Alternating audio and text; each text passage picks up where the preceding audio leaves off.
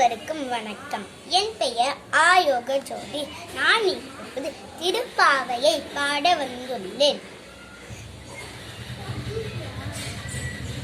மார்கழி திங்கள் மதி நிறைந்த நன்னாள் நீராட போதுமினோ நேரிலையில் சீமல்குமாய் பாடி செல்வ சிறுமீர்கால் கூர்வேல் கொடுந்தொழிலன் நந்தகோபன் குமரன் ஏராந்த கண்ணி யசோத இளஞ்சிங்கம் கார்மேனி செங்கன் கதிர் மதியம் போல் முகத்தான் நாராயணனே நமக்கே பறை தருவான் பாலோர் புகழ படிந்தேலோர் எம்பாவார்.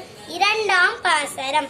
வையத்து வாவிகால் நாம் நம் பாவைக்கு செய்யும் கீடிசைகள் கேளீரோ பார்க்கடலுள் பையத்துகின்ற பரமன் அடிபாடி நெய்யுண்ணோம் பாலுண்ணோம் நாற்காலே நீராடி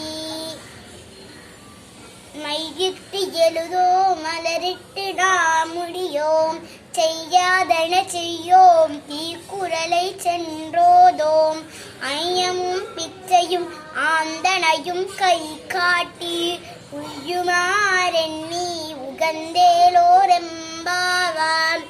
மூன்றாம் பாசரம்.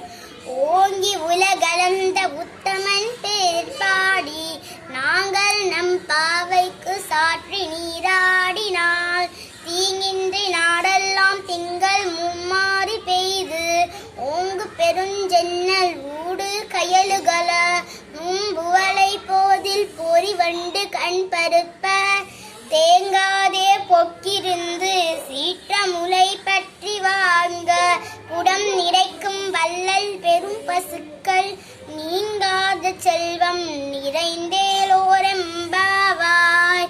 நான்காம் பாசரம்.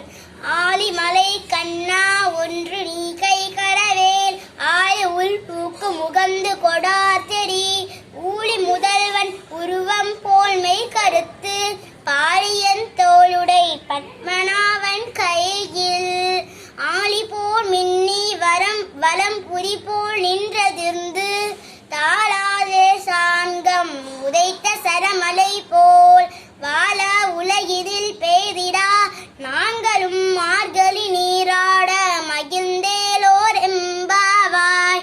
ஐந்தாம் பாசரம்.